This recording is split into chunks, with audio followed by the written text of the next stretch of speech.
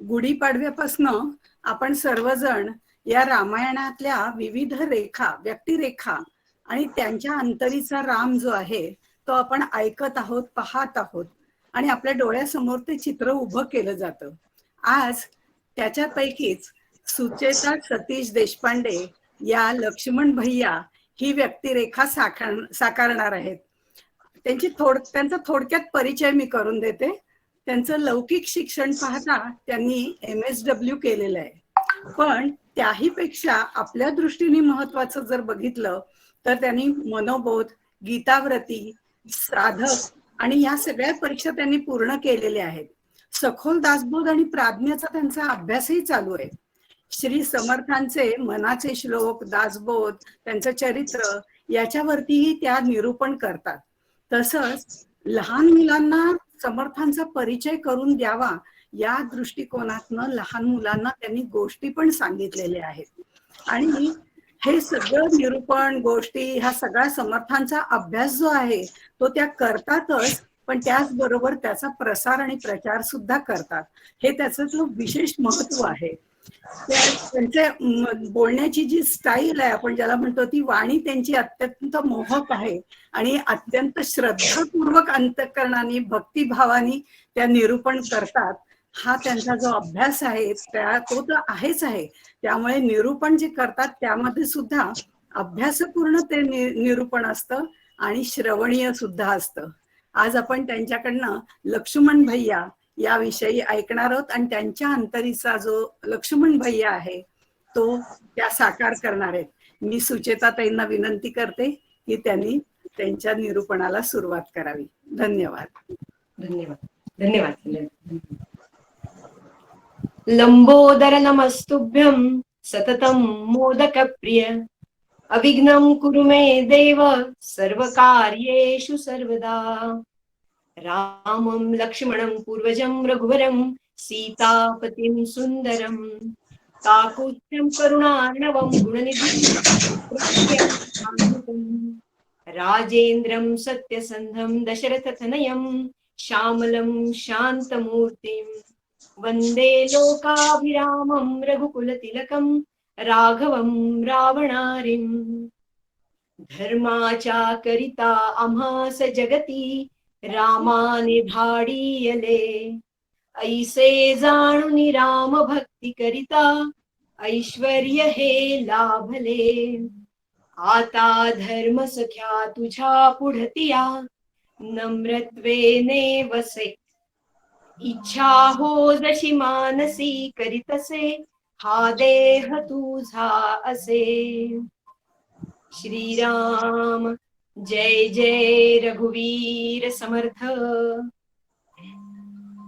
नमस्कार, मी सौ सुचेता देशपांडे. प्रथम श्री गणेश, श्री शारदा, प्रभू श्री रामचंद्र, माता सीता, लक्ष्मण भैया, हनुमंत आणि सद्गुरु समर्थांना साष्टांग नमस्कार करते. सर्व आदरणीय श्रोत्यांना वंदन करते.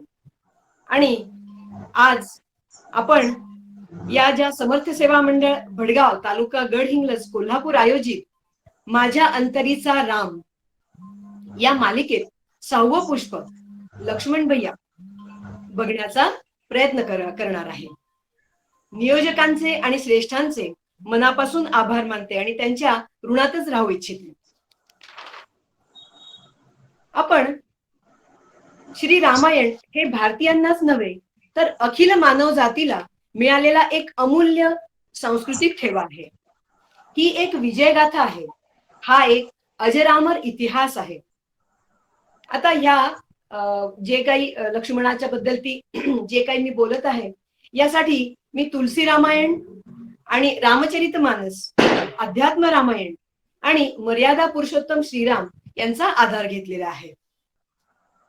रहस्यं च प्रकाशं च यद्वृत्तं तस्य धीमतः रामस्य सह सौमित्रे राक्षसानां च सर्वशः न ते वाग्मृता काव्ये काचिदत्र भविष्यति कुरु रामकथां पुण्यां श्लोकबद्धां मनोरमाम्.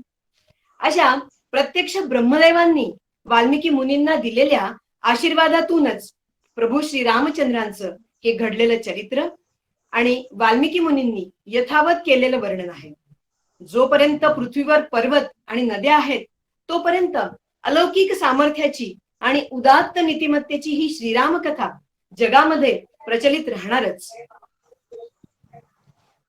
आता आर्यावर्तात कोसल नावाचा एक विशाल आणि सुपीक असा मोठा प्रदेश आहे. येथे शरयू नदी वाहते. ही या नदीकाठी या देशाची, या कोसल देशाची राजधानी अयोध्या वसलेली आहे. या अयोध्येचे धर्मज्ञ, प्रतापी, उदार, सदाचार संपन्न, शूर, पराक्रमी दशरथ महाराज तपश्चर्या करत आहेत. कशासाठी? तर पुत्रप्राप्तीसाठी. पुत्रकामेष्टी यज्ञ चालू आहे. या यज्ञाच्या अग्नीतून एक सुवर्णाप्रमाणे दैदिप्यमान महापुरुष सुवर्ण पात्रात पायस घेऊन प्रगट होता. हे देवनिर्मित पायस आपल्या प्रिय भार्यांना अर्पण कर, तुला साक्षात परमात्मा पुत्र म्हणून लाभतील, असा ते आशीर्वाद देतात. ज्ञानाने अज्ञान नष्ट झाल्यावर मुनिजन ज्यांच्या ठिकाणी रमतात, जे भक्तांच्या चित्ताला रमवतात, ते श्रीराम. चांगल्या लक्षणांनी युक्त असे लक्ष्मण, संसाराचे भरण पोषण करणारा भरत आणि शत्रूचा नाश करणारा शत्रुघ्न असे 4 पुत्र जन्माला येतात. हे चौघे भाऊ कोसलपुरातील सर्व नगरवासियांना प्राणाहून प्रिय असतात. आता हे कुमार वयात येऊ लागतात. सर्व विद्यांमध्ये विशारद, सर्व शास्त्रांचे मर्म जाणणारे, धनुर्वेदात आणि इतर अनेक विद्यांमध्ये पारंगत असतात. आता या चौघांपैकी लक्ष्मण हा सेव्य सेवक भावाने आदरपूर्वक सदा रामचंद्रांच्या बरोबरती असतो. They are 2 body 1 soul. लक्ष्मणो लक्ष्मी संपन्नो बहिप्राण इवापरः नचते न विना निद्राम लभते पुरुषोत्तमः. लक्ष्मण हा रामरायाचा बहिप्राणच आहे, असं स्वतः रामरायच म्हणतात. एकदा दशरथ महाराज राजसभेत बसले असताना विश्वामित्र ऋषी तिथे येतात. दशरथा, पृथ्वीवर सुखशांती नांदावी या हेतून मी यज्ञ करण्याचं योजलेलं आहे. तेव्हा त्या यज्ञाच्या संरक्षणासाठी तू राम आणि लक्ष्मण या दोघांना माझ्याबरोबर पाठव. यज्ञ रक्षणासाठी त्यांची मागणी करायला मी आलेलो आहे. दशरथ महाराज प्रथम नकार देतात. गुरु वशिष्ठांचा सल्ला घेतात. दोन्ही पुत्रांना विश्वामित्र मुनींबरोबर पाठवण्याचं ते मान्य करतात. आपला पराक्रम दाखवण्याची संधी मिळणार या आनंदामध्ये आम्ही दोघे भाऊ खूप खुश होऊन जातो. मला पण दादा बरोबर जायला मिळणार याचा मला खूप आनंद होतो. गंगा नदीच्या तीरावर विश्वामित्र मुनींचा सिद्धाश्रम आहे. त्या आश्रमाकडे जायला आम्ही दोघे निघालो. वाटेत आम्हाला विश्वामित्र मुनींनी बला, अतिबला या विद्या शिकवल्या. या विद्यांनी आम्हाला तहान भुकेची पीडा होणार नव्हती, की फार श्रमही होणार नव्हते. बेसावध वा झोपलेलो असताना राक्षस हल्ला करू शकणार नव्हते. पुढे त्या भयंकर अरण्यातून आम्ही चालत असताना अकराळ विक्राळ माणसांना खाणारी भयानक ताटिका नामक राक्षसीन एखाद्या वादळाप्रमाणे आमच्यावर धावून आली. यज्ञाच्या हितासाठी तिचा वध करायला आम्हाला सांगण्यात आलं. धर्मपरायण श्रीराम म्हणाले, पश्य लक्ष्मण याक्षिण्या भैरवम दारुणम वपू. ती नाना रूपे धारण करू लागली, अदृश्य होऊ लागली. तेव्हा संध्या समयाच्या आत तिचा वध करायला आम्हाला विश्वामित्र मुनींनी सांगितलं. श्रीरामचंद्रांनी तिला शराने विध केलं आणि ती भूमीवर पडली. हाच प्रभू रामचंद्रांचा पहिला मोठा विजय. प्रभू रामचंद्र की जय. मला दादाकडे पाहतच राहावंसं वाटायला लागलं. एका एवढ्या पराक्रमी भावाचा मी भाऊ लक्ष्मण, याचा मला खूप आनंद झाला. मी लक्ष्मण त्यांच्या सावलीप्रमाणे मागे मागे करू लागलो. बरोबर सतत राहण्याचा आणि त्यांना जास्तीत जास्त आनंद देण्यातच मला धन्यता वाटू लागली. मार्गक्रमण करीत आम्ही विश्वामित्र मुनींच्या रमणीय सिद्धाश्रमात येऊन पोहोचलो. दुसऱ्या दिवशी प्रातःकाळी मुनींनी अत्यंत प्रसन्न होऊन आम्हाला अस्त्रे शिकवली. वज्रास्त्र, ऐशिकास्त्र, ब्रह्मशिरस नामक अस्त्र, ब्रह्मास्त्र, नारायणास्त्र, अग्निअस्त्र, वायव्यास्त्र, गांधर्वास्त्र, मानवास्त्र अशी अनेक सामर्थ्यवान अस्त्र आम्हाला विश्वामित्र मुनींनी त्यांच्या सिद्धाश्रमामध्ये शिकवली. सुमुहूर्त पाहून विश्वामित्र मुनींनी यज्ञास प्रारंभ केला.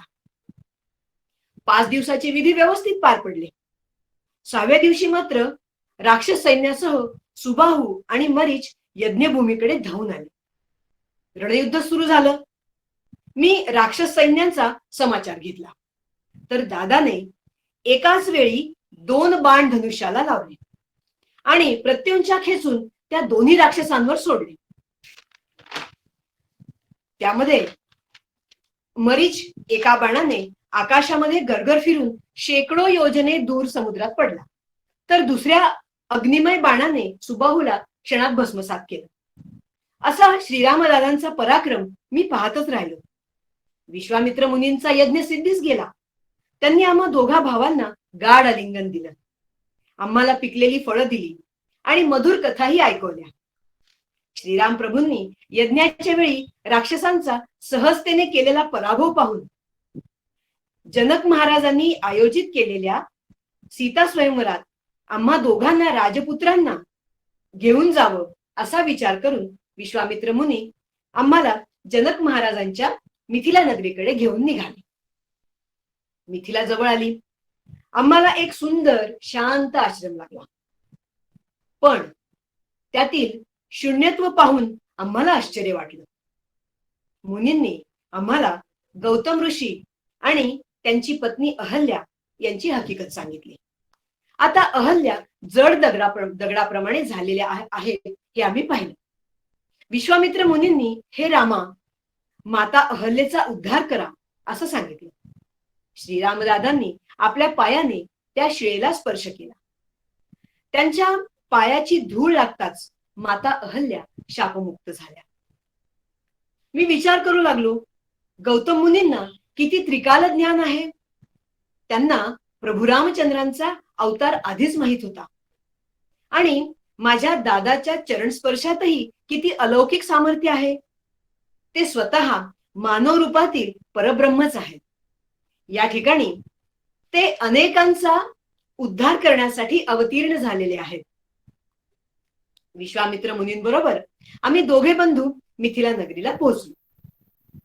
आम्ही दोघे रामलक्ष्मण महाराज दशरथांचे पुत्र आहोत, अयोध्येचे पराक्रमी राजपुत्र आहोत असा आमचा दोघांचा परिचय विश्वामित्र मुनींनी जनक महाराजांना करून दिला. जनक महाराजांना ऐकून आनंद झाला.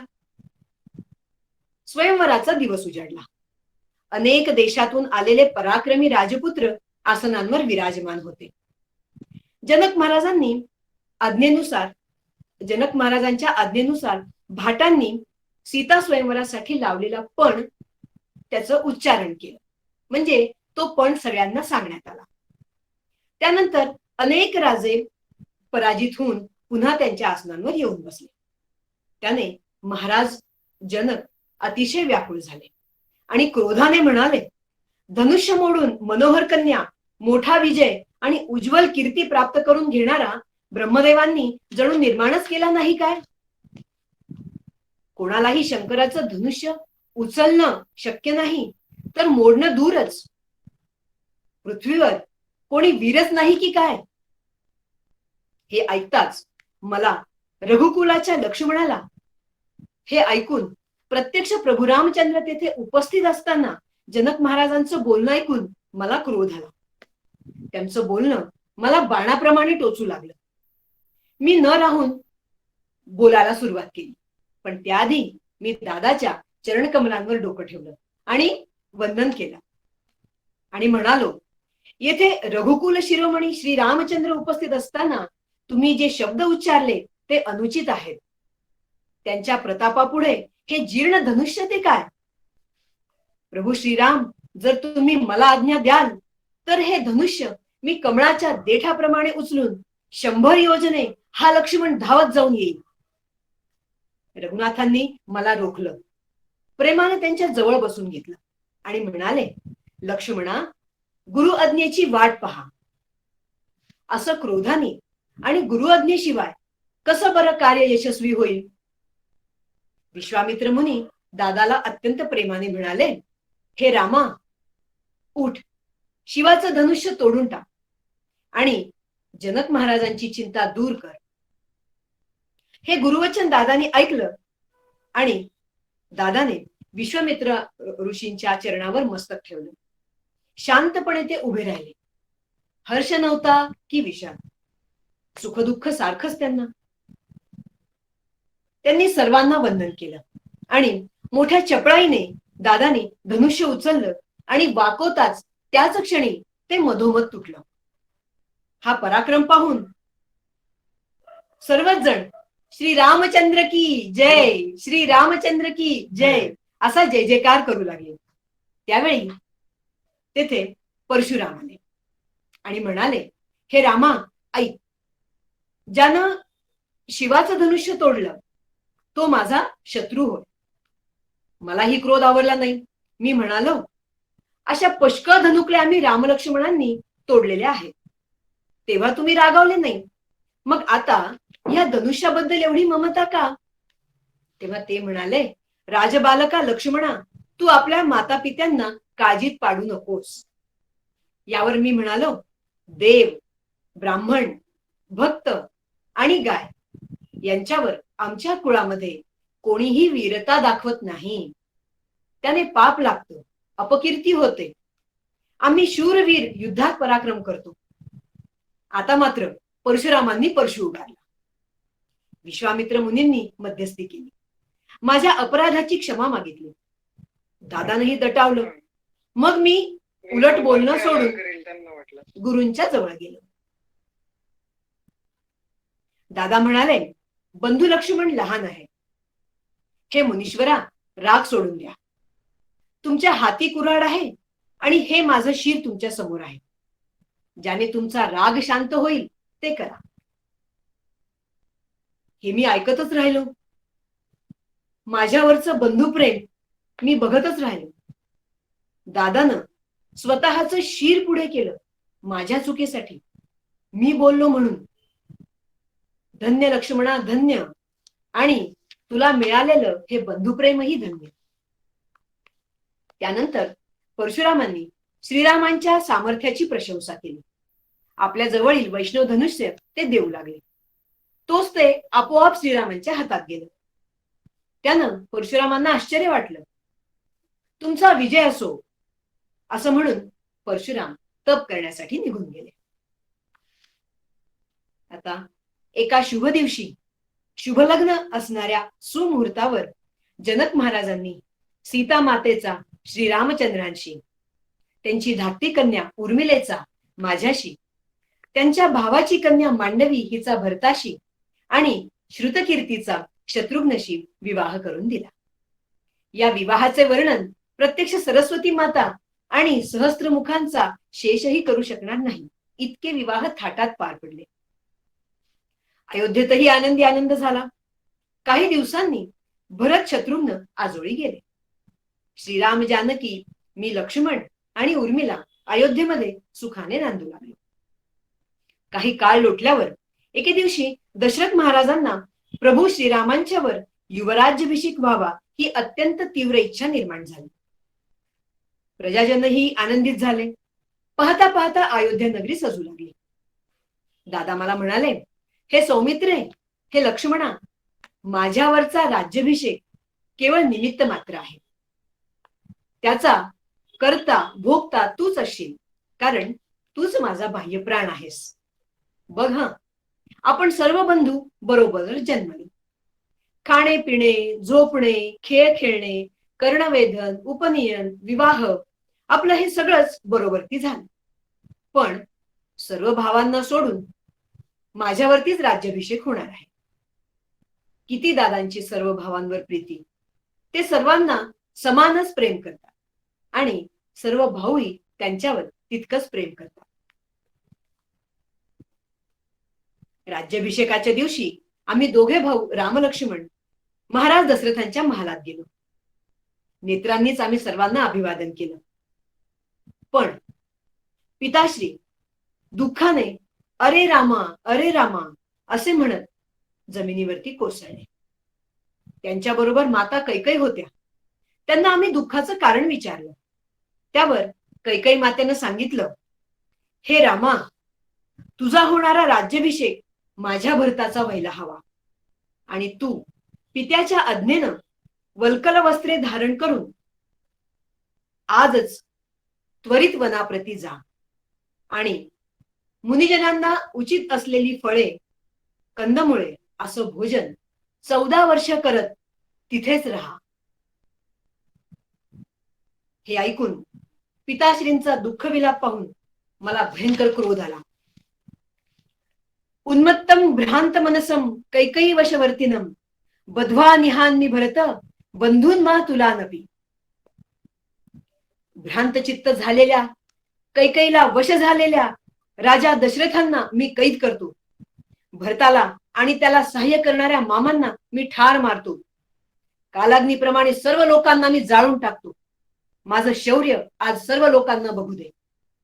हे रामा, तुम्ही स्वतःवर अभिषेक करून घेण्याची तयारी करा.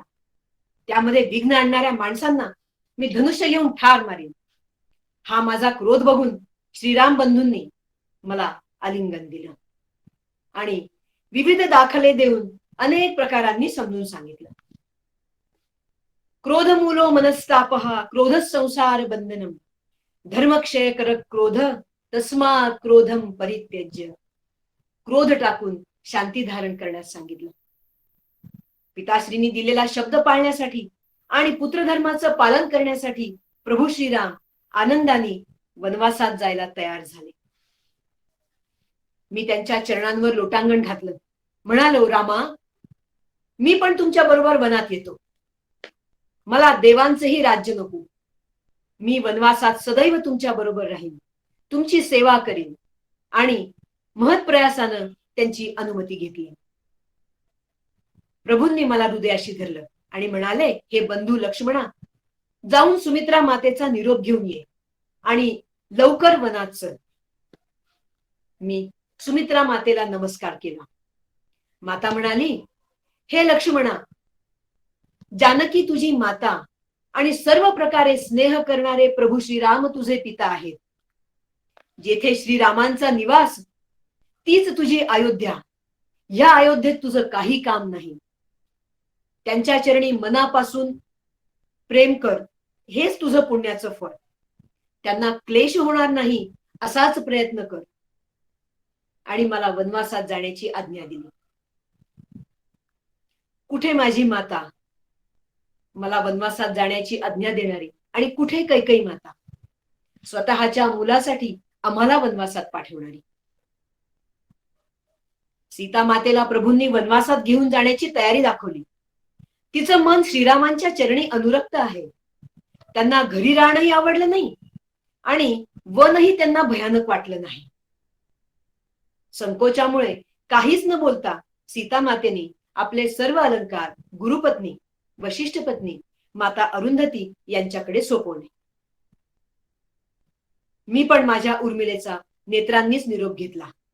न जाणो तीही आमच्या बरोबर येऊ असं म्हणू लागली तर आम्ही सर्वांचा निरोप घेऊ लागलो.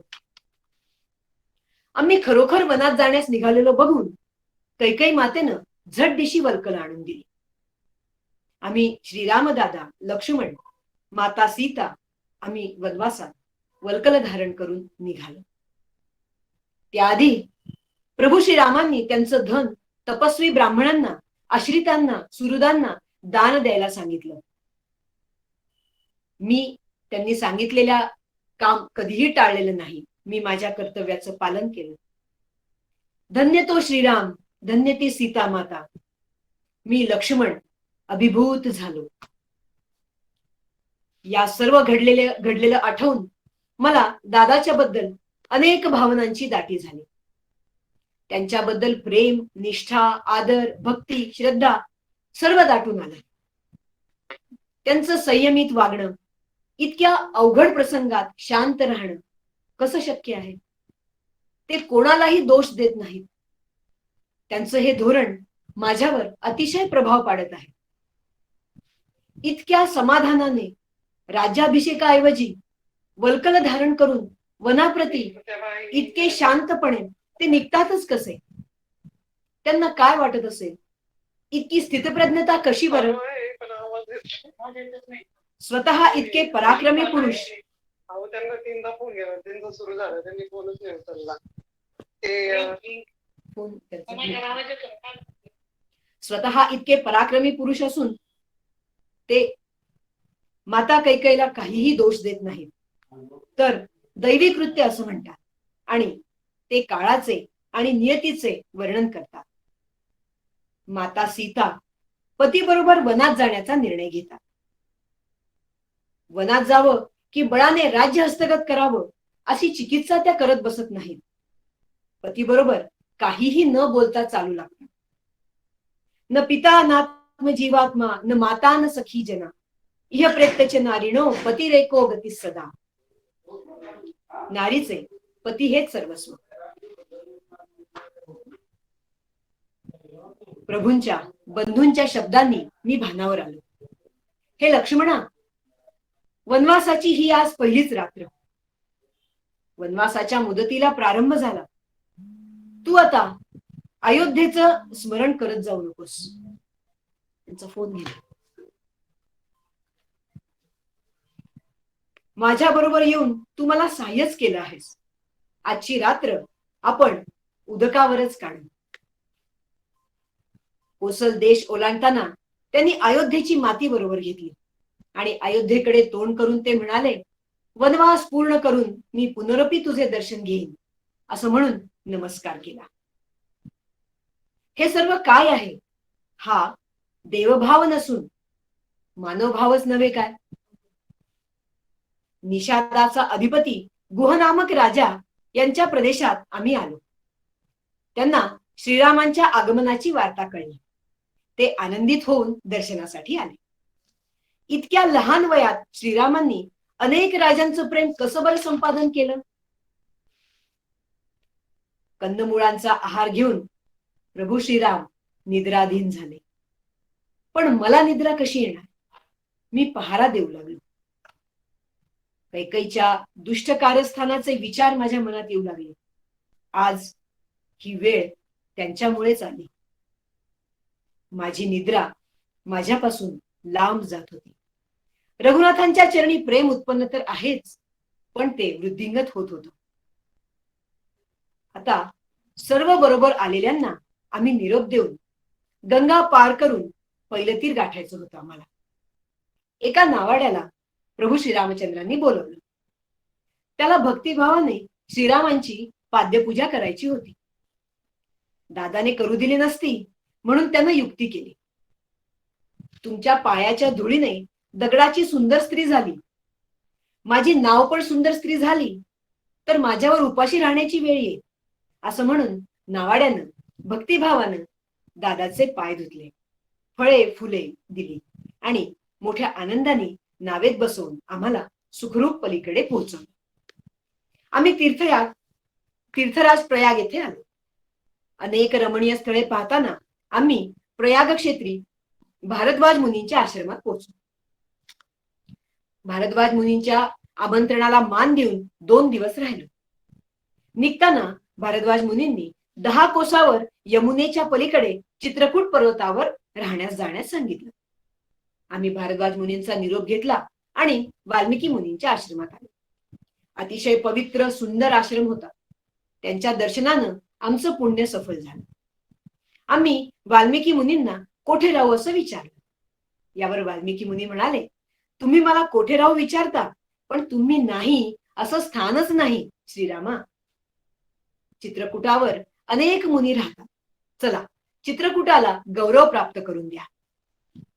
आम्ही चित्रकूट पर्वतावर आलो. मी मनाने, वचनाने आणि कर्माने श्रीरामांची सेवा करत होतो. रघुनाथही प्राचीन कथा गोष्टी सांगत पशुपक्षी, झाडे, वेली, माल्यावती नदी आनंद देत होत्या. निरनिराळ्या वृक्षांच्या लाकडांनी एक मी पर्णकुटी तयार केली. ती मनोहर पर्णकुटी पाहिल्यावर कर्तव्यम वास्तुशमनम सौमित्रे चिरंजीवी असं मला प्रभू श्री रामचंद्र म्हणाले. हे लक्ष्मणा, या मनोहर पर्णकुटीची वास्तुशांत करूया, असं दादा म्हणाला. आम्ही वास्तुशांत करून पर्णकुटीत प्रवेश केला. मी वनवास सुरू झाल्यापासून निद्रादेवीचा त्यागच केला, कारण मला माझ्या कर्तव्यापासून दूर जायचं नव्हतं. एकदा वन्य पशु भयभीत होऊन धावत सुटले, ओरडाओरडा करू लागले. तो कोलाहल ऐकून दादानं, लक्ष्मणा काय प्रकार आहे, मला पाहण्यास सांगितले. तेव्हा एका साल वृक्षावर चढून मी निरीक्षण केलं असता प्रचंड चतुरंग सेना मला दिसली. तेव्हा मी एकदम म्हणालो, दादा, अग्नी विझून टाका, माता सीतेला गुहेत जाऊ द्या, तुम्ही धनुष्य घेऊन तयार राहा. ध्वजावरून हे अयोध्येचं सैन्य वाटतंय. मला भरताचा संशय येतोय. राज्य निष्कंटक करण्यासाठी भरताने इकडे येत आहे असं मला वाटतंय. आपणाला मारण्यासाठी येत आहे यात संशय नाही असं मला वाटतंय. सर्व सैन्याचा निपात करण्यास आपण सिद्ध आहोत. सर्व सैन्यासह भरताचा वध करून मी धनुष्य बाणाच्या ऋणातून मुक्त होतो, असं म्हणून मी त्यांना आज्ञा मागितली. यावर प्रभू शांतपणे म्हणाले, पितु सत्यम प्रतिश्रुत्य हत्वा भरत माहवे किम करिष्यामि राज्येन सापवादेन लक्ष्मण. अरे लक्ष्मणा, हे बंधू लक्ष्मणा, ऐक. भरतासारखा उत्तम पुरुष ब्रह्मदेवाच्या सृष्टीमध्ये कुठेही ऐकलेला नाही की पाहिलेलाही नाही. त्याला जे बोलशील ते मलाच बोललास असं समज. दादाचे हे विचार ऐकले मात्र आणि माझे मलाच वाटले, माझ्या हातून अशी कशी चूक झाली बरं. मी भरताला का ओळखू शकलो नाही. माझी रामरायाबद्दल अतिप्रीती आहे. आता खरं तर माझं लक्ष, मन सगळं प्रभू रामचंद्रांच्याच ठिकाणी आहे. तेव्हा तर मला त्यांच्याशिवाय कोणीच का मोठं दिसत नाही. भरत आश्रमात आला. हे नाथ, रक्षण करा असं म्हणून श्रीरामांच्या चरणावर त्यांनी लोटांगण घातलं. भरत आणि श्रीराम यांच्या भेटीची रीत पाहून सर्वजण देहभान विसरले. मन प्रेमानं भरून आलं. संकल्प विकल्पांची गती थांबली. वशिष्ठ मुनींनी सर्वांना बसण्यास सांगितलं. त्यांनी पिताश्रींनी स्वर्गलोकी प्रयाण केल्याचं सांगितलं. आमच्यावर आकाश कोसळलं. मृत्यू न म्हणे राजा, मृत्यू न म्हणे रंक. शांतीपूर्ण वचनांनी मुनी वशिष्ठांनी आमचा शोक निवारण केला. भरत प्रभू रामचंद्रांना राज्याभिषेक करून घ्या असं म्हणू लागले. पण दादानं पिताश्रींच्या वचनाची आठवण दिली. वशिष्ठ मुनींनी भरताची समजूत काढली. दादाने कैकेयी मातेचं रक्षण कर, तिच्यावर रागवू नकोस. तुला माझी आणि सीतेची शपथ आहे असे समजूत काढले. मला त्यांच्या या क्षमा करण्याच्या वृत्तीचं खूप आश्चर्य वाटलं. ते शांत संयमी तर आहेच, पण त्या दुष्ट कैकेयी मातेला काहीच कसा दोष देत नाहीत. सर्वजण चित्रकूटावर येऊन गेल्यामुळं आम्हाला सर्वांच्या आठवणी व्याकुळ करू लागल्या. आम्ही ते वन सोडून देण्याचं ठरवलं आणि दंडकारण्यात जाण्याचं निश्चित केलं. दंडकारण्यात जाताना वाटेत अत्री महर्षींचा आश्रम लागला. त्यांनी पुत्राप्रमाणे आदरातिथ्य केलं.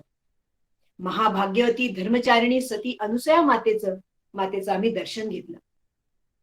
अनुसया मातेने सीता मातेला दिव्य अशी वस्त्र, अलंकार, भूषण, मौल्यवान अनुलेपन, उटी अशा उत्कृष्ट वस्तू दिल्या. हे आम्हाला सीता मातेनी सांगताच आम्हाला पराकोटीचा आनंद झाला. वनांमध्ये राहूनही हे सर्व किती प्रेमाने वागतात, मदत करतात, संस्कार करतात. यांना कितीही वेळा वंदन केलं तरी कमीच आहे. आम्हाला आता गहन अरण्यात जाण्याचा मार्ग अत्री महर्षींनी दाखवला. भारद्वाज मुनी, अत्री महर्षी, अनुसया माता यांच्या सर्वांचे आशीर्वाद हे किती लक्षणीय आहे.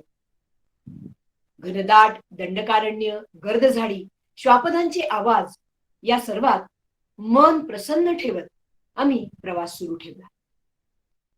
एका प्रचंड भयंकर विराध नामक राक्षसानं आमच्यावर तो चालून आला. आम्ही त्याला अनेक शस्त्रांनी जर्जर केलं, पण तो अवध होता. त्यामुळं त्याला आसन्न मरण करून खड्ड्यात पुरून टाकलं. तो शापमुक्त गंधर्व होता. त्यानं तुमचं कल्याण असो असं म्हणून आम्हाला शरभंग ऋषींचा आश्रम दाखवला. शरभंग महर्षींच्या आश्रमात त्यांना वंदन करून आम्ही पुढील मार्गाला लागलो. विंध्य पर्वत ओलांडून आम्ही सुतीक्ष्ण, जितेंद्र, धर्मनिष्ठ, महातेजस्वी अशा ऋषींच्या आश्रमात पोहोचलो. त्यांचं दर्शन घेतलं. अशा पद्धतीनं दंडकारण्यात अनेक ऋषींच्या आश्रमात कमी अधिक काळ व्यतीत करून वनवासाची आता आमची 10 वर्ष संपली. हा काळ रामदादा बरोबरती किती क्षणात गेला ते आम्हाला कळलं नाही. पुढे अगस्त्य मुनींच्या भेटीची उत्कंठा लागली. त्यांनी आदर बुद्धीनं आमची, अतिशय प्रेमानं आम्हाला त्यांनी आश्रमामध्ये घेतलं. त्यांनी आम्हाला पंचवटी म्हणून विख्यात असलेल्या एक संपन्न प्रदेशाचा मार्ग दाखवला. तसंच अगस्त्य मुनींच्या आश्रमात राक्षस येणं शक्य नव्हतं, म्हणून दुसऱ्या स्थानावर जाण्याची योजना आम्ही केली. अगस्त्य मुनींनी प्रभू रामचंद्रांना विश्वकर्माने निर्माण केलेले मोठे दिव्य धनुष्य, अमोघ सूर्याप्रमाणे तेजस्वी असे ब्रह्मदत्त बाण, अग्नीप्रमाणे उज्ज्वल तीक्ष्ण अक्षय बाणांनी भरलेले 2 भाते, सुवर्णाची मूठ असलेलं खड्ग अशी दिव्य आयुध दिली. यांचा जयप्राप्तीसाठी स्वीकार कर असं म्हणून सर्व आयुधे देण्याचा उद्देशही स्पष्ट केला. गोदावरी काठी पंचवटी अतिशय रमणीय क्षेत्र. तिथे दादाने, हे लक्ष्मणा, इथे आपण आश्रम बांधून राहूया म्हणून आम्ही आश्रम तयार केला. यथाविधी वास्तुशांत केली. दादाला पराकाष्ठेचा आनंद झाला. त्यांनी मला गाढ आलिंगन दिलं आणि मला म्हणाले, हे लक्ष्मणा, कृतज्ञ धर्मवेत्ता असा तू माझा पुत्रच आहेस. किती अलौकिक उत्कट प्रेम मला श्रीराम दादांकडून मिळत आहे. खरंच मी त्यांचा लहान भाऊ असल्याचा आणि त्यांच्या बरोबर असल्याचं भाग्यच अनुभवत आहे.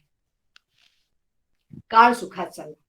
मला दादा भक्ती, चित्त, बुद्धी, माया याबद्दल समजून सांगत, हे बंधू लक्ष्मणा, इंद्रिये, विषय जेथवर मन जाते ना, ती सर्व माया.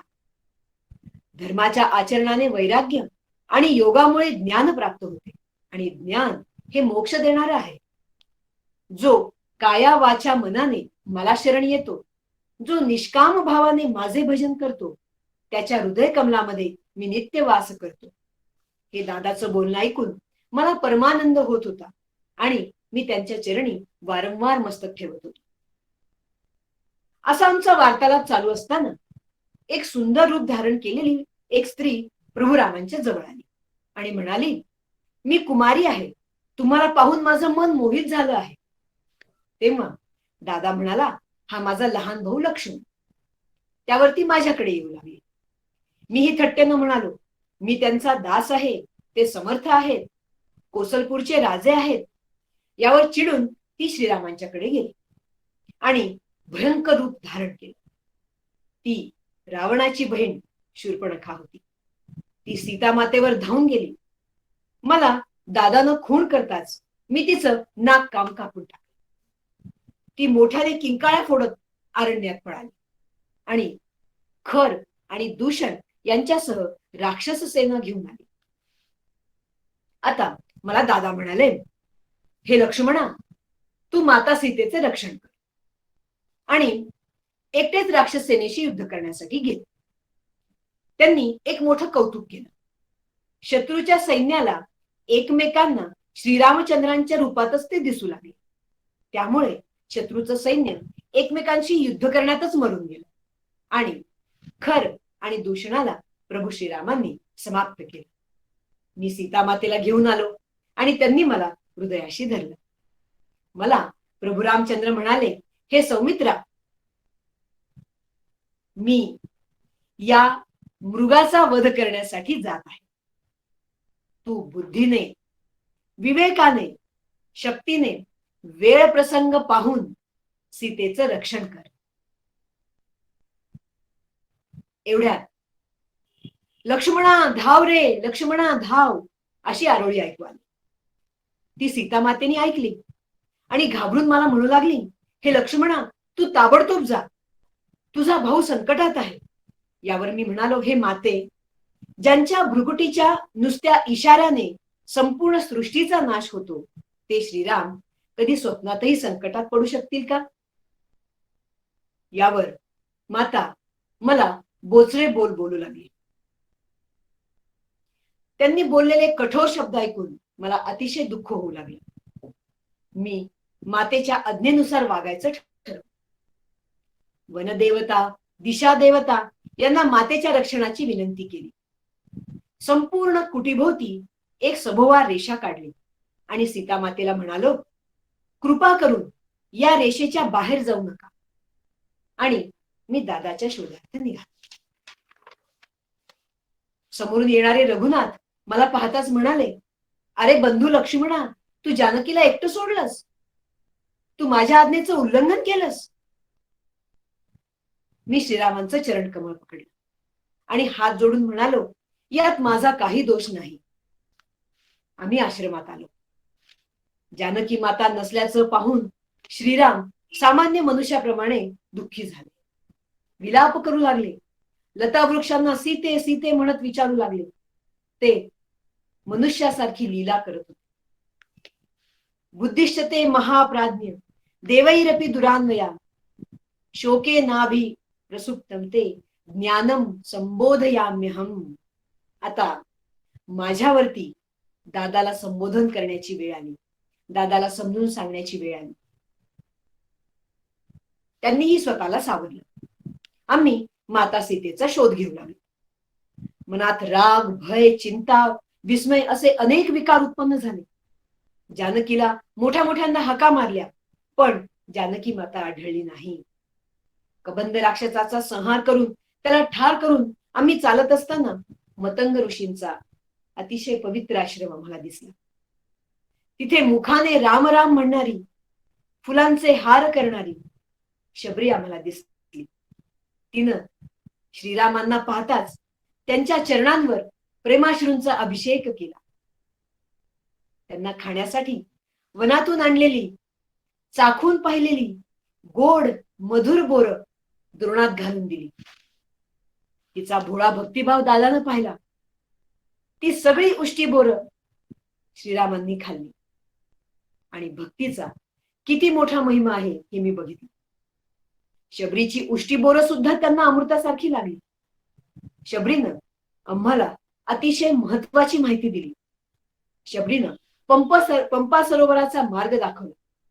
सुग्रीवाचे निवासस्थान ऋष्यमुख पर्वताचा मार्ग सांगितला आणि सुग्रीव जानकीच्या शोध कार्यात मदत करेल हेही सांगितलं.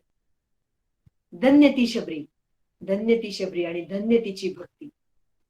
यावरून श्रीरामांना जातपात, कुल, मोठेपणा, धन, बल, कुटुंब, गुण, चातुर्य या सर्वांच्याही पुढे जाऊन भक्ती किती मोठी आणि महत्वाची होती हे मला दिसलं.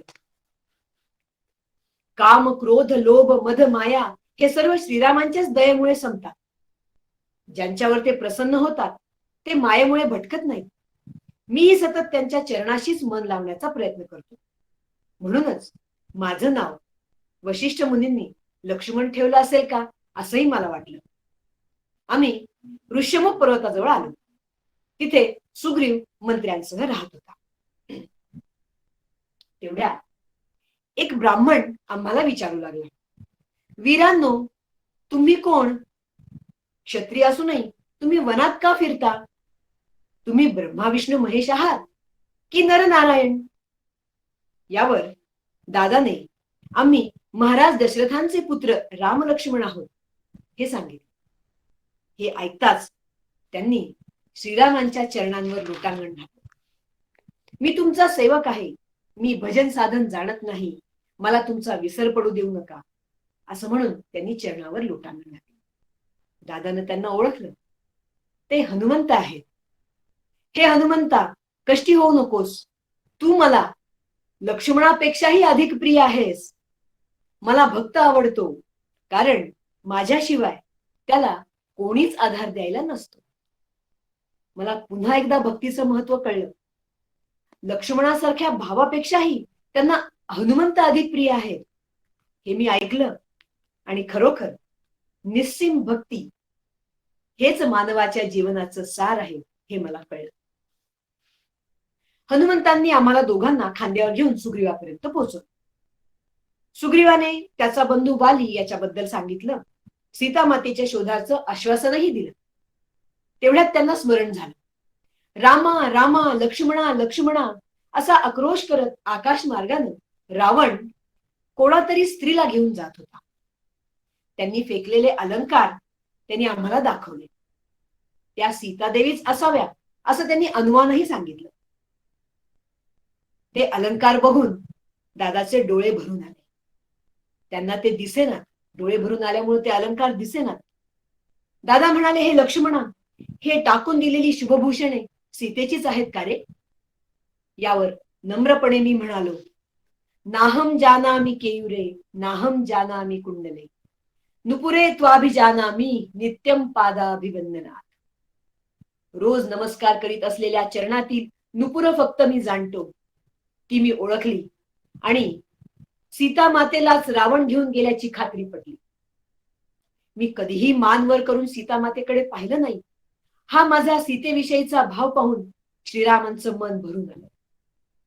वालीचा वध करण्याचं अतिशय कठीण कर्म श्रीरामांनी पार पाडलं. त्यांनी मला सांगितलं, हे लक्ष्मणा, किष्किंधेला जा. सुग्रीवाला राज्याभिषेक तर अंगदाला युवराज्याभिषेक कर. तोवर वर्षाकाल येईल. त्यामुळे वर्षाकालानंतर आपण सीतामातेचा शोध घेऊ, आणि तोपर्यंत आम्ही दोघे राहू लागलो. आमच्या बरोबर हनुमंत होतेच. दरम्यान वर्षाकालात सुग्रीवाला मित्र कार्याचा विसर पडला. श्रीराम म्हणाले, हे सौमित्रे, सुग्रीव आपल्याला विसरला. तेव्हा त्याला किष्किंधेत जाऊन निरोप दे की ज्या बाणाने रामाने वालीचा वध केला तोच बाण सुग्रीवाचाही वध करण्यास समर्थ आहे. मला त्यांचं दुःख समजलं. मी किष्किंधेत पोहोचलो. सुग्रीवाला नृत्य गायनात धुंद झालेलं बघून माझा संताप अनावर झाला. माझी उग्र संतप्त मुद्रा पाहून सुग्रीवानं त्याची पत्नी तारा आणि हनुमंतांना पुढे पाठवलं. त्यांनी दोघांनी मला शांत केले. सुग्रीवाला त्याची चूक उमगली. त्यानं सैन्याची जमवाजमव केली आणि चारही दिशांना सैन्याच्या 4 तुकड्या रवाना केल्या. लंकेच्या दिशेने जाणारी तुकडी, तिच्यामध्ये नेतृत्व अंगदाकडे होतं. त्याच्याबरोबर नल, नील, जांबुवंत, हनुमंत हे सर्व वीर होते. हनुमंताने सीता मातेला ओळखावे कसे असे विचारल्यावर दादा म्हणाला, मुख म्लान झालेली, सतत रामनामाचा उच्चार करत असलेली ती सीता. ओळख पटावी म्हणून श्रीरामांनी आपल्या बोटातील अंगठी काढून हनुमंतांना दिली. सर्व सेना दक्षिणेला समुद्र किनारी येऊन थांबली. संपातीकडून सीता मातेची थोडी माहिती कळली. शतयोजने विस्तीर्ण समुद्र उल्लंघून हनुमंत पलीकडच्या तीरावर पोहोचले. सीता मातेची खुशाली हकीकत माहिती करूनच हनुमंत परत आले असा आमचा पक्का विश्वास असल्यानं आम्ही सर्व हर्षभरीत झालो. हे नाथ, सर्व कार्य पार पडले असं हनुमंतांचं ऐकून रघुनाथ सर्वांना प्रेमानं भेटले. कुशल विचारलं. हनुमंतांनी सर्व हकीकत इत्तंभूत वर्णन केली. जानकी मातेने दिलेला चूडामणीही श्रीरामांच्याकडे दिला. श्रीरामांना अत्यानंद झाला. त्यांनी सीता मातेविषयी अनेक प्रश्न विचारले. सीता मातेची स्थिती जाणून घेतली. आता प्रभू श्रीराम हनुमंतांची स्तुती करू लागले. हनुमंता, तुला बक्षीस देण्यासाठी माझ्याजवळ काहीच नाही. याविषयी मला राहून राहून दुःख वाटतंय, पण मी तुला माझा हृदय प्रवेश देतो असं म्हणून त्यांनी हनुमंतांना गाढ आलिंगन दिलं. कृतम हनुमताम कार्य सुमहद्भुवि दुर्लभम मनसापि यदन्येन न शक्यम धरणीतले अहम च रघुवंशश्च लक्ष्मणश्च महाबलः वैदेद्य दर्शनेनाद्य धर्मतः परिरक्षिता हा, असं ते हनुमंतांना म्हणाले. सर्वजण प्रेममग्न होते. सर्व म्हणू लागले, प्रभू श्रीरामांचा विजय असो, प्रभू श्रीरामांचा विजय असो. त्यानंतर शांतपणे प्रभू सुग्रीवाला म्हणाले, सुग्रीवा, निघायची तयारी कर. सुग्रीवाने बातमी सांगितली की हे रघुनाथ, रावणाचा भाऊ विभीषण तुम्हाला भेटायला आलेला आहे. त्याला बंदी करावं असं आम्हाला सर्वांना वाटतंय. पण शरणागत वत्सल असलेल्या प्रभू श्रीरामांनी विभीषण रक्षण मागत आहे हे बघून त्याला हृदयाशी धरले.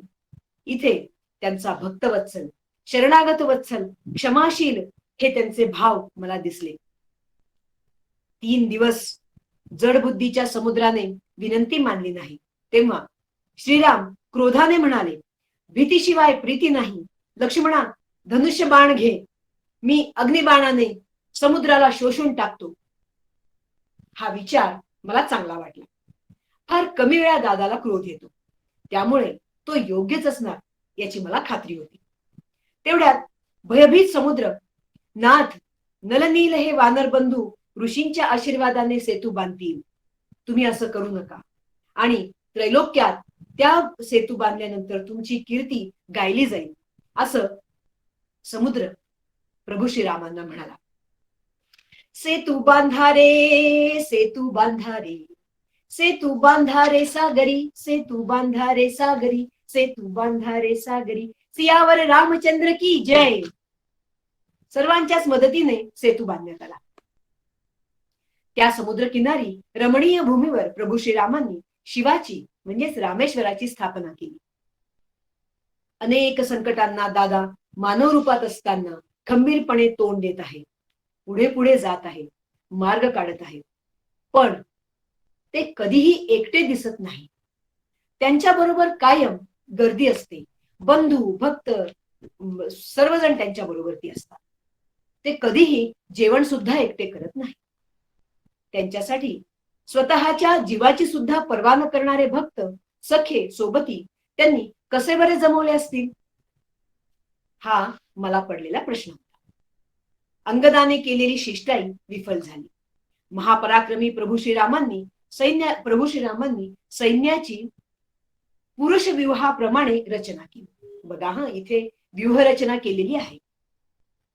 विभीषणाशी विचारविनिमय केला, शत्रू सैन्याची, शत्रूच्या योजनांची माहिती घेतली. मला दादाकडे पाहत राहावंसं वाटत आहे. नीती निपुण, राजधर्म जाणणारा दादा, राजनीती, युद्धनीती, राजकीय शिष्टाचार जाणणारा दादा, संयमित क्रोध आणि आत्मविश्वासपूर्ण सामर्थ्याचा माझा दादा, याचा मला पुन्हा पुन्हा परिचय होत होता. घनघोर अशा महायुद्धाला प्रारंभ झाला. युद्धप्रसंगी कुंभकर्णाची उपस्थिती महत्वाची म्हणून त्याला बोलवण्यात आलं.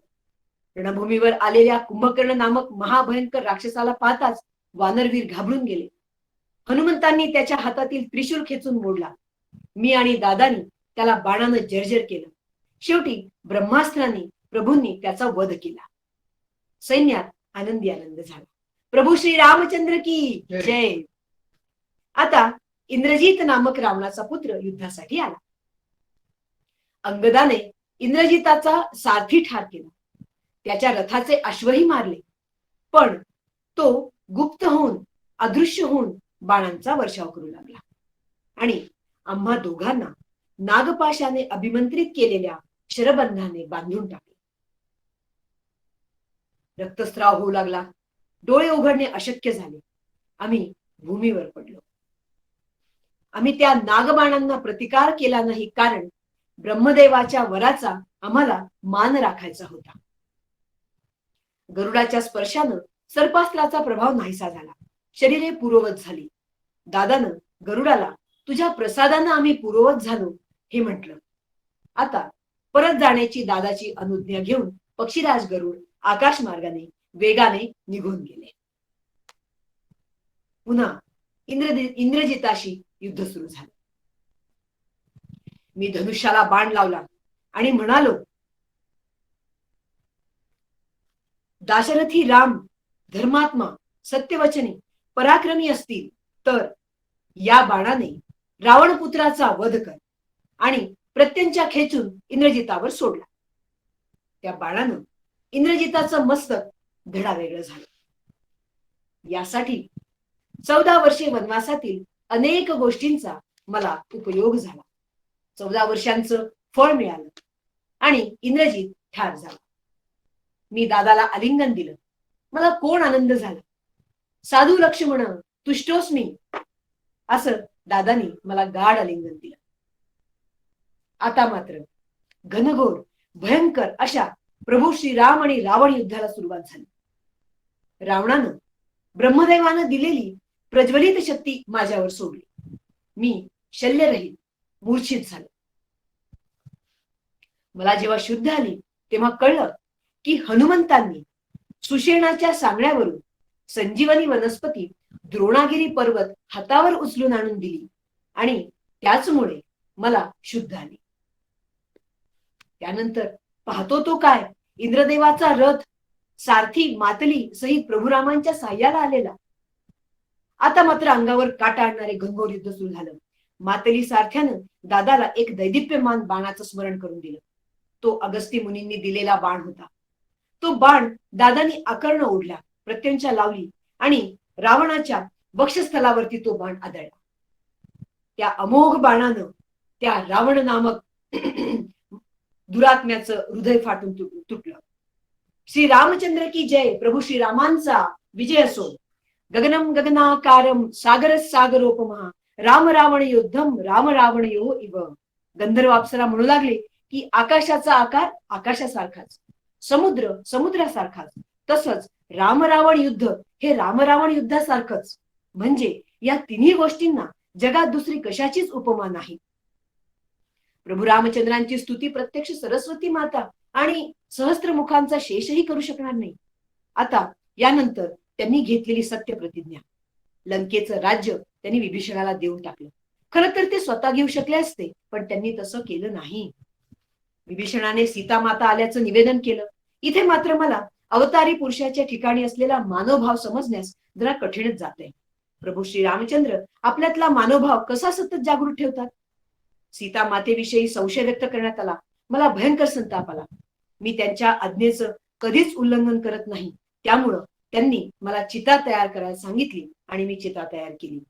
माता सीतेनं अग्निदिव्य केलं. अग्निदेव प्रगट झाले. म्हणाले, श्रीरामा, सीता अतिशय पवित्र आहे. तू तिचा निसंकोच मनाने स्वीकार कर. हे ऐकताच दादाचं नेत्र आनंदाश्रूंनी भरून आलं. राम सीता सीताराम यांचं ऐक्यात्मच आपल्याला इथे प्रगट होतं. दादानं सीता मातेचा स्वीकार केला. विभीषणांनी कुबेरानं उत्कृष्ट दिलेलं पुष्पक यान आम्हाला दिलं आणि त्यातून आम्ही सर्वच अयोध्येकडे झेपावलो. आता प्रतीक्षा भरताची. अयोध्येस उत्साह संचारला. गुढ्या तोरणं झळकत होती. मंगलवाद्ये वाजत होती. भरताचं निर्मोहत्व आणि श्रेष्ठत्व सर्वांच्याच निदर्शनास रामानं आणून दिलं होतं. मला युवराज्याभिषेक स्वीकारण्यासाठी आग्रह झाला, पण मी ते नकारलं. दादानं मला दादाच्या सेवेतच राहायचं होतं.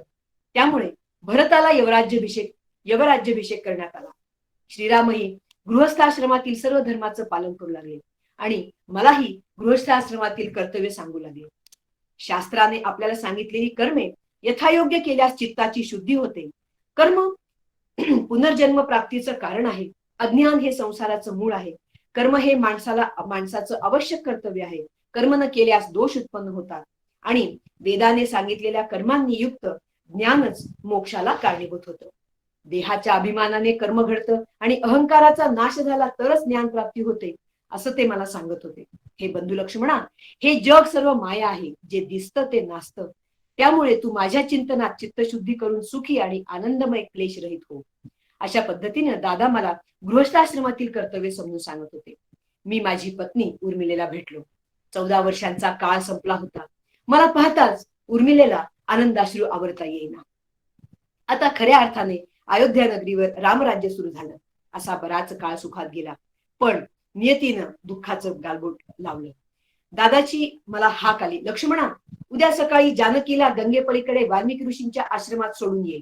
येताना तू एकटाच ये. या दादाच्या आज्ञेनं मी सीता मातेला आश्रमापाशी सोडलं आणि जड अंतःकरणाने म्हणालो, हे माते, लोकापवादामुळे राघवांनी तुला वनात सोडायला सांगितलं आहे. यामध्ये माझा काही दोष नाही, प्रभुरामांचा काही दोष नाही, तू आम्हाला माफ कर, असं म्हणून सीता मातेला सोडून अतिशय जड अंतःकरणाने मी परत आले. श्रीराम हे परमात्मा आदिदेव आहेत, पण सीता मातेच्या विरहात त्यांनी सर्व भोग सोडून दिले, विरक्ती घेतली आणि मुनिव्रताचे आचरण करू लागले, असं मी बघत होतो. असा काही काळ गेल्यानंतर जनकल्याणार्थ श्रीरामांनी अश्वमेध यज्ञाला प्रारंभ केला. लवकुश ह्या उत्तम रामचरित्र गाणाऱ्या मुलांचं गायन ऐकण्याची इच्छा प्रदर्शित केली.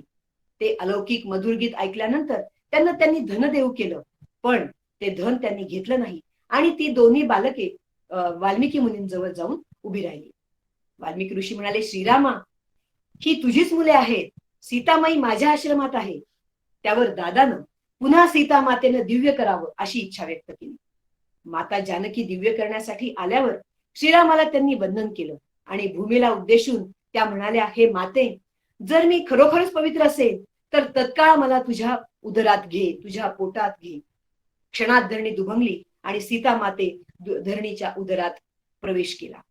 सर्व दुःखाने शोक करू लागले, पण आता काय उपयोग? लोकापवादासाठी श्रीराम पुन्हा सीतारहित झाले, तर श्रीरामांना काय यातना होत असतील याचा मी विचार करू लागलो. पण ते मानवभावातील परब्रह्मच आहेत ना, याची मला पुन्हा जाणीव झाली. असाच काही काळ गेला. एकदा प्रभू श्रीरामांना भेटण्यासाठी ऋषींच्या रूपात काळ आला आणि मला म्हणाला, हे बुद्धिमान लक्ष्मणा, मला एकांतात श्रीरामांची भेट घ्यायची आहे. आमचं बोलणं कुणीच ऐकता कामा नये, कुणी आत प्रवेश करता कामा नये, पण जर कुणी आत आलं तर त्यांचा वध करावा, असं मला सांगण्यात आलं. यावर दादा म्हणाला, अरे लक्ष्मणा, तू येथे दाराशी उभा राहा, जर कोणी आलं तर मी ठार मारेन. तेवढ्यात तेथे दुर्वास मुनी लगबगीने आले आणि मला म्हणाले, रामाशी माझी त्वरित भेट घडवून दे, अतिशय माझं महत्वाचं काम आहे. मी राजाराम वेगळ्या कार्यात मग्न आहेत, आपण थोडी वाट पाहावी असं म्हटलं. पण क्रोधाने संतप्त झालेले दुर्वास मुनी म्हणाले, अरे लक्ष्मणा, जर तू याच क्षणी प्रभू रामचंद्रांची माझी भेट घडवून दिली नाहीस तर संपूर्ण देशासह तुमचा वंशही मी भस्मसात करून टाकील, हे नक्की समज. त्या भयंकर शापवाणीचा विचार करता सर्वांचा नाश होण्यापेक्षा माझ्या एकट्याचा नाश होणं अधिक श्रेयस्कर असा निश्चय करून मी आत दादाजवळ गेलो आणि वृत्तांत सांगितला. दादांनी कालाला निरोप दिला, दुर्वास मुनींची भेट घेतली, संतुष्ट मनाने दुर्वास मुनींना निरोप दिला आणि दादाला कालाशी झालेल्या संभाषणाची आठवण झाली. मीही म्हणालो, हे प्रभू, तुमचं या लक्ष्मणावर प्रेम असेल, जर मी तुमच्या अनुग्रहास प्राप्त असेल तर तुम्ही शंका सोडून माझा वध करा. यावर दादांनी वशिष्ठ मुनींना बोलवून घेतलं. तेव्हा ते म्हणाले, श्रीरामचंद्रा, एवढ्या लक्ष्मणाचा त्याग करून तुम्ही त्रैलोक्याचं रक्षण करा. त्यांनी लक्ष्मणाचा त्याग करायला सांगितलं. हे ऐकताच मला बंधू श्रीराम म्हणाले, हे लक्ष्मणा, जिकडे इच्छा असेल तिकडे निघून जा. मला मृत्यू समान वेदना झाल्या. माझा दादाने त्याग केला. माझे डोळे दुःखाश्रूंनी डबडबून गेले, कारण त्याग आणि वध हे समानच ना.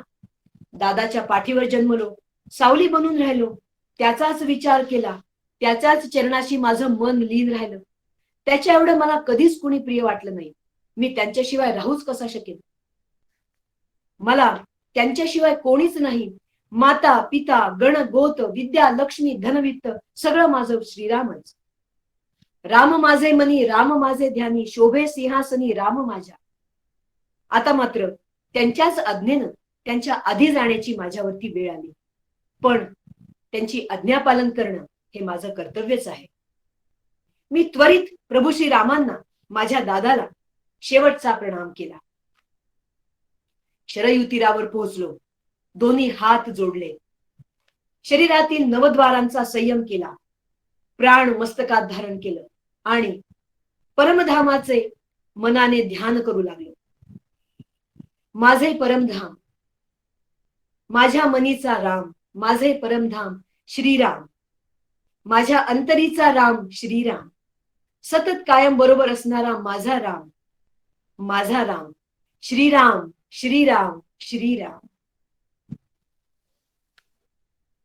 दक्षिणे लक्ष्मणो यस्य, वामे तु जनकात्मजा, पुरतो मारुतिर्यस्य तं वन्दे रघुनन्दनम्. सदा सर्वदा योग तुझा घडावा, तुझे कारणी देह माझा पडावा. उपेक्षू नको गुणवंता अनंता, रघुनायका मागणे हेची आता. झालेली सर्व सेवा सद्गुरु श्री समर्थ चरणी अर्पण करते आणि इथेच थांबते. जय जय रघुवीर समर्थ. श्रीराम. शाबास शाबास शाबास, छान. श्रीराम. धन्यवाद ताई, आजची चिंतन सेवा छान झाली.